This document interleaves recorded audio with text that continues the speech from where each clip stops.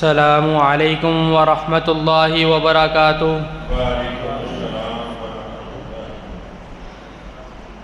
أعوذ بالله من الشيطان الرجيم.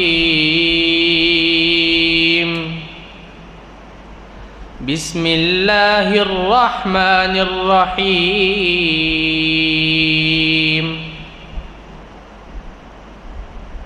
يا أيها الذين آمنوا إذا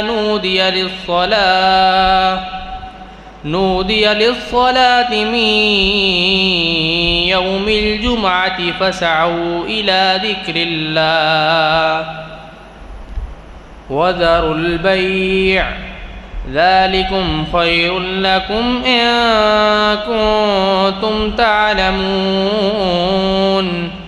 فإذا قضيت الصلاة فانتشروا في الأرض